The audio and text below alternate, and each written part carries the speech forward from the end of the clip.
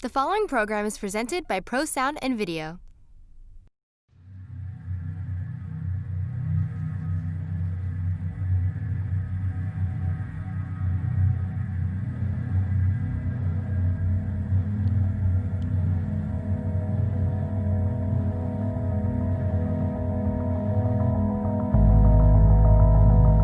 Okay, Lewis. I need you to tell me where you are, okay? I just need you to tell me where you are. Yes, keep going. F-T-E-R-S-H-O-C-K. Aftershock. I don't know what that means, okay? I need you to tell me where I can find you. S-T-A-R-T-S-N-O-W. Aftershock starts now. What does that mean?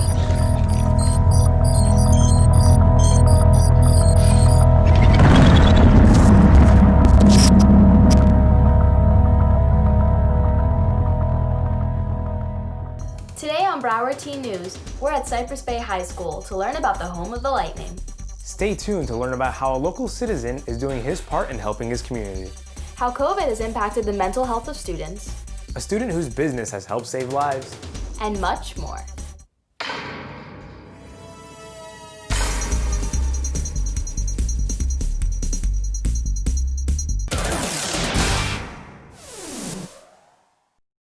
Hello, and welcome to Broward Teen News, Cypress Bay Edition. I'm Alexa Podolsky. And I'm Oliver Sula. Today we're going to look inside our area to showcase some of the amazing things happening in our community. Like our first story, which shines a light on an act of kindness one man does for those in need. Most people on a trip to the supermarket only think about what it is they need to get through the next week. But on the other side of the same coin, about $3,000 worth of food. $3,000? Patrick McCarthy isn't using his $3,000 just to check off his own mile-long shopping list. We always give the sauce in the cans. It's always 10 for 10. Instead, he uses it to help people who can't shop for themselves. Patrick is the founder of Helping Hands Florida, and since 2015, he and his wife have been fighting to keep the less advantaged members of his community afloat. Okay, so we have flyers that we hand out, and then we have students that come and volunteer with us from different schools. We give them service hours. They all have a stack of flyers, and on those flyers are certain items we need, like peanut butter and jelly, pasta sauce, etc. So as the person's coming into the store, we walk up to them and say, hey, we're doing a food drive. We just ask you if you could pick us up an item or two off the list and drop it off on your way out. Patrick started noticing something whenever he set up shop in front of the Winn-Dixie entrance. Now, most people do not pick up one or two items. They pick up bags of food. I mean, we've even gotten 3 carriages at one point of just food. It was just unbelievable. I mean, it's amazing to see the heart of people. People just love to donate. Yeah. We have gathered hundreds of thousands of pounds of food that was distributed here locally in Broward County to help feed people in need. And when we asked Patrick if he had any heartwarming stories to tell, this is what he had to say. Geez, there's so many of them. Probably the biggest one was working with a homeless guy. We were able to give him food once a week and hygiene items. This guy's now back on his feet, has a full-time job, and his life has completely changed. And, you know, we didn't change his life, we just played a part in it. But he was willing, you know, to make those changes. So it was just a real blessing to be a part of that. And only a handful of the great people they've met are on display at the website at myhelpinghandsfl.org, where you can sign up and volunteer if you're in need for some service hours. And I got to tell you, people have just been there for us. So, you know, people out there want to help people. After all, Patrick doesn't not for the recognition, We do rice and beans, feed the family of 4. but to see his Broward County community a little better today than it was yesterday. We just get so much joy out of helping people. Michael Orlando, It's humbled us. BECON-TV. This thing has humbled us. Yo, what's up? It's Issa, and today we're going to be talking about data mining. You ready? No? Cool. Data mining is a process used by companies to obtain data and turn it into useful information. Now at this point you're probably like, how does this have anything to do with me? This sounds so boring. Well, you know Google, Instagram, Snapchat, WhatsApp, I mean, these sites are taking all of your personal information. who you hang out with, where you live, everything that you do online. Have you ever scrolled through TikTok and seen something so accurate that you're just like, wow, TikTok really said For You page? That's probably because these sites know so much about us that their algorithms are able to make really, really accurate recommendations. In fact, some apps can actually turn on your microphone without you even noticing. We have no privacy anymore. So yeah, data mining's a thing. Have fun sleeping at night. I'm Isabella Chiappini, CB-TV. Everyone likes to go for a nice ride every now and then in this beautiful Florida weather. Some of us like to ride these, while others like our two-wheeled steel horses. And today I'm going to show you ways to watch out for these so everyone has a good time down the pavement. Everyone has heard the same old stuff before. Look both ways before you turn, make sure you check your mirrors. But one of the things that actually pancakes most riders is texting and driving. When it pulls away your focus from the road, you become a 50-mile-per-hour missile. Don't tailgate. You may think it doesn't cause a problem, but it compromises your ability to react quick enough in case of an accident or sudden braking ahead of you. Assume everyone out there is a complete fool. It's part of that driving experience to practice your ability to expect anything and act accordingly. Stay safe, everyone, and enjoy the cruise.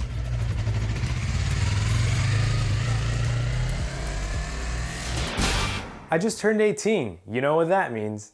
You can fulfill your civic duty and elect politicians into office. Yep, and Logan was able to show me the importance that one vote holds.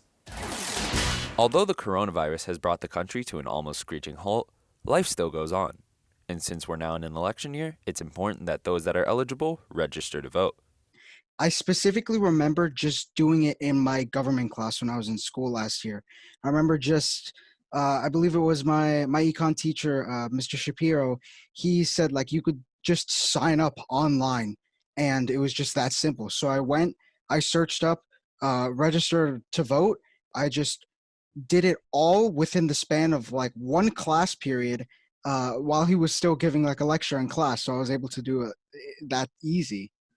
Many may be frightened to venture to the polls, but your voice should still be heard.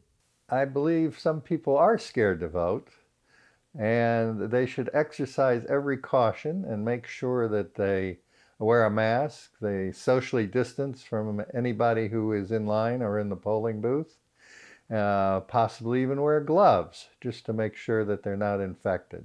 But voting is a duty, and you must go out and vote. Some may ask, why is my vote important? Well, if you take a closer look at history, it's apparent just how much one vote really matters. I can remember the election with counting the Chads in the Gore versus Bush.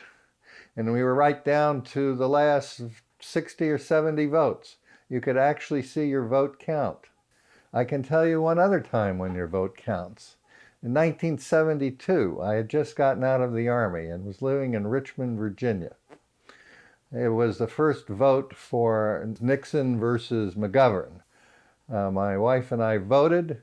The next day I checked the votes by precinct, and there were only 4 people in our precinct that voted for McGovern, and I knew 2 out of the 4. Your right to vote isn't just a privilege. It is the duty of the American people to make sure they cast their ballot. Logan Seelig, CB-TV. What's up, guys? I'm Kimberly Blum, and today I'm going to have my family decorate cookies blindfolded. The only rule is don't peek. Alright, so what do you plan on doing? Among Us. Gonna put like money symbols and like dollar signs, and I'm gonna express all my feelings for you in that cookie. 3, 2, 1. Okay, so first I'm gonna draw the glass or the face. Oh god, am I coloring like out? Whoop, the rip.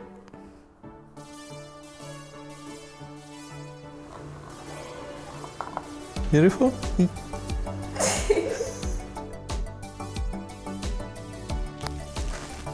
Wow, that's good. Holy What went so wrong? Nothing came out. And then it just went off to the side a bit. Will Cake Boss call me or I call Cake Boss? Alright guys, looks like my family's not that good at decorating cookies. Kimberly Blum, CB-TV. It's safe to say this school year has been unlike anything students have ever seen. Or teachers. Here's Kim with how teachers are adapting to the new e-learning model. When it comes to e-learning, many people think of the students and how they are being impacted. But let's take a step back and think about those running the show, the teachers. Such a big difference. I try to imagine when I sometimes go to school that I'm in my class so I could at least maybe feel as if I'm actually back. Teachers have put on their star act to be helpful for their students. But with cameras off and students muted, it can be difficult to gain that connection. The classroom is intimate. You can develop a physical relationship with because you're right there in front of somebody. There's a conversation, and that's a beautiful dynamic. The reaching out has to take place differently. It has to, you literally have to find a way to grab through that screen and then pull it in. Some teachers have found that this e-learning format can actually benefit the class. In fact, I think that I'm able to reach all of my goals through e-learning that I would normally want to reach. I would say maybe the only thing is in an English course, it's a little bit more difficult to read everything digitally. But for the most part, I do not think that there are negative impacts on my courses because of e-learning. So students, next time you feel frustrated with online school, just remember everyone is going through this together. Go ahead. Kimberly Blum, CB-TV. Yeah. Ooh, little gum rapper. How many ladies in the house? If you don't got no sauce, then you're lost. But you also get lost in the sauce. Yeah. Who? Woo! What you know about money? Say you grind all day, but you ain't getting hunters. I be stacking that guap with a brand new Lambo, slugging on the honey. Think you know what they gave me? Just got me 1,000, I threw it like Brady. Yeah, I'm the top player, there ain't no debating. Y'all got me a lemon, cause y'all looking shady. How many ladies in the house? How many ladies in the house wanna see what I'm about? Maybe that's your bounce. She asked what I made and I said a couple thou. How many ladies in the house? How many ladies in the house wanna see what I'm about? Maybe that's your bounce. She asked what I made and I said a couple thou.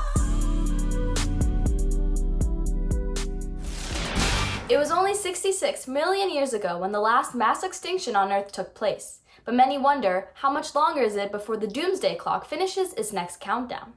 Well, the bell may not only be ringing sooner than you think, but louder than you ever thought. Mass extinction. When 3/4 of all species disappear and die off. There have been 5 mass extinctions in the Earth's history, and the 6th isn't just around the corner, it's happening right now. The list of endangered species has more than doubled in the past 2 decades, according to the International Union for Conservation of Nature. 3,406 mammal species are categorized as threatened. In 2015, the number stood at only 1,201. This rapid endangerment of animals could be traced back to air and water pollution, forest clearing, loss of wetlands, and other environmental changes. But there is only one real place where we can point the finger to: human beings. Despite making up only 0.01% of all life on Earth, we are responsible for being the biggest threat to endangered species. If poaching rates continue, African elephants could go extinct in 20 years. If we continue to emit more carbon into our air, coral reefs could be gone in 30 years. If we continue to mow down land for agriculture, chop down rainforests for us to occupy, there will be grave consequences, ranging from orangutans losing their home to bees going extinct. We have all the resources and abilities to turn this around. What we don't have is time. According to Anthony Barnosky, Executive Director of the Jasper Ridge Biological Preserve at Stanford University, we have this very short window of opportunity, 10 to 20 years, in which to make significant progress, because otherwise we will have just moved too far down the line to recover. if we don't take action now, our bright future could look more like a living nightmare. But it all starts with waking up. Oliver Sula, CB-TV. One day, 3 people and 1 dog one survivor.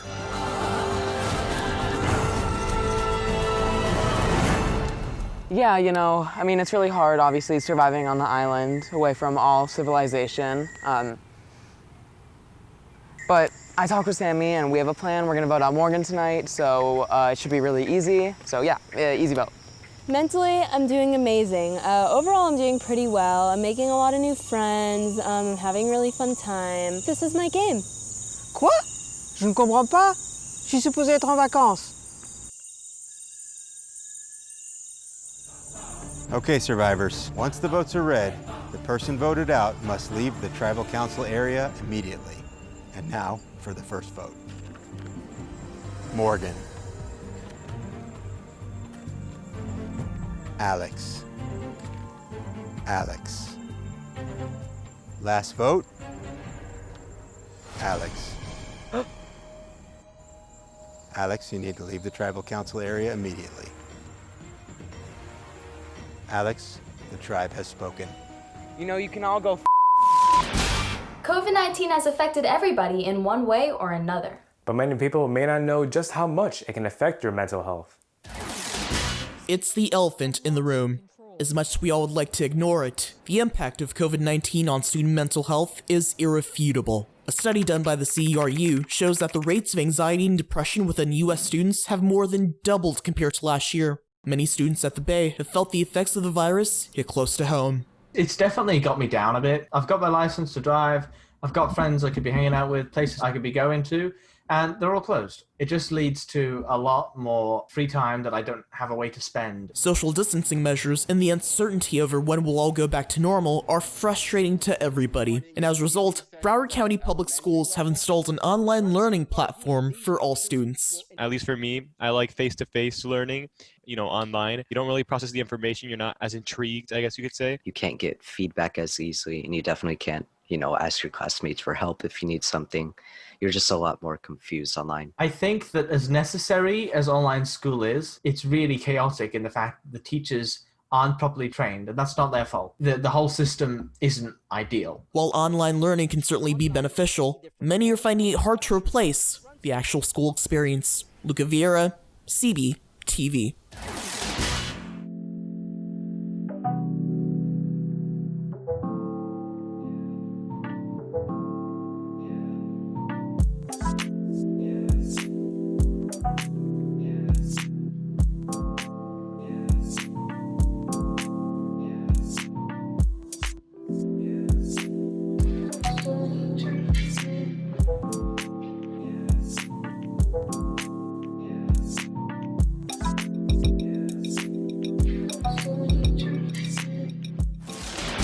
Here at BTN, we have the pleasure of working with other schools in the area to find out what's going on in South Florida.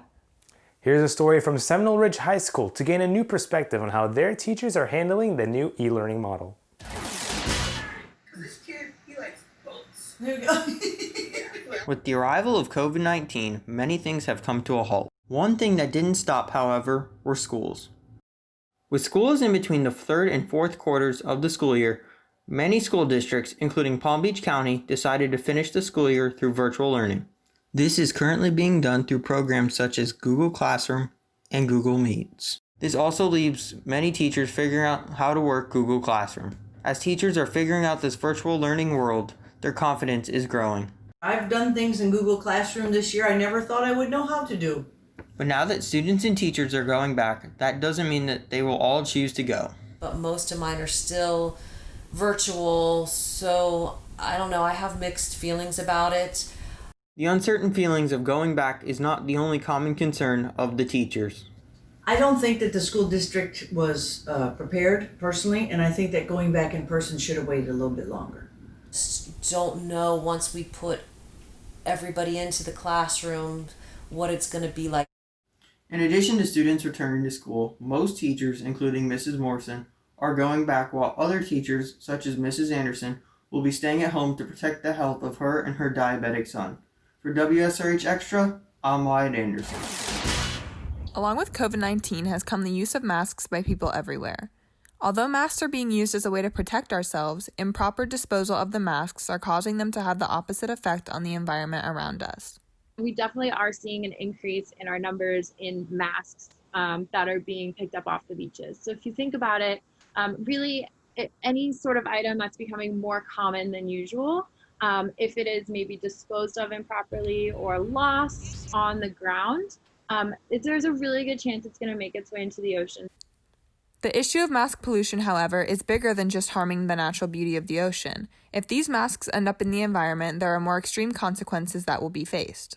That almost any sort of plastic string material really poses severe threats to these animals. In addition to the detrimental effects masks have on the ocean and other ecosystems, these same problems can be seen in our local community in places such as parking lots. I'm always seeing masks all over the ground, the parts.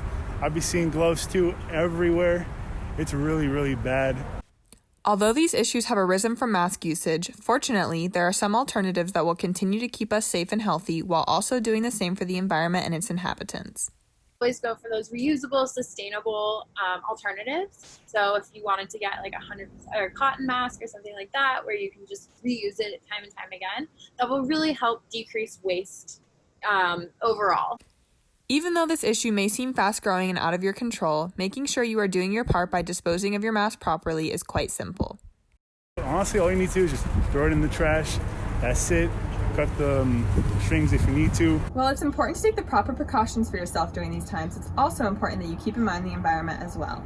So next time you go to put on a mask, maybe consider trading one of these for a reusable one like this. For WSRH Extra, I'm Andrea Davino.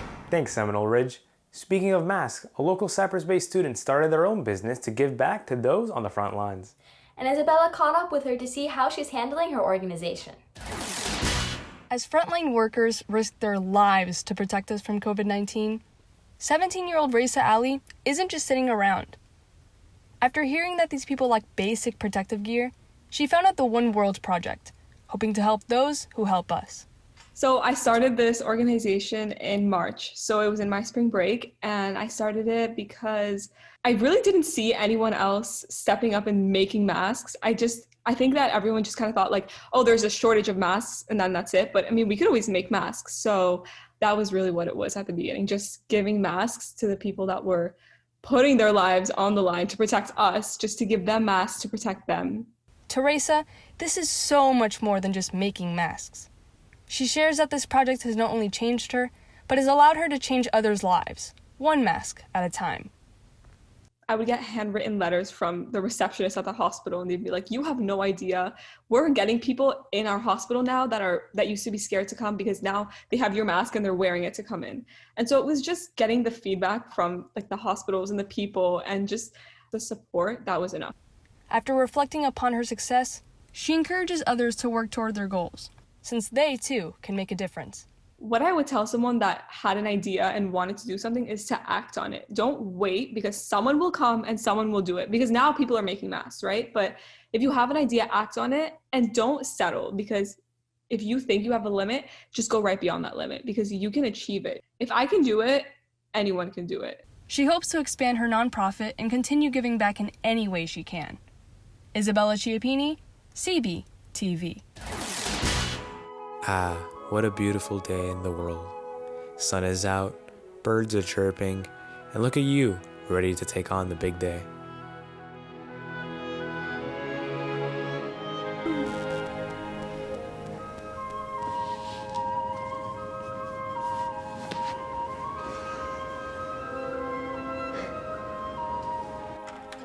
But wait, aren't you forgetting something? No. Are you sure? Yeah, I'm pretty sure. You forgot your mask. How could you be so inconsiderate? But it's been a couple of months. I mean, it should be fine to go out. We're in the middle of a pandemic, Timmy. Don't you dare end up spreading the virus now. Want to go to the mall? Mask. But what if... Want to go to a restaurant? Mask. Even if... Want to go to a park? Mask. Fine. There you go, sport. Make sure your mask is snug around your face and fully covers your nose and chin. Now you're doing your part in helping to stop the spread of COVID-19. Stop the spread. Wear a mask. Well, that wraps it up here from Cypress Bay. I'm Alexa Podolsky. And I'm Oliver Sula. If you want to see more stories like these, make sure you like our Broward Teen News Facebook page. See you next time.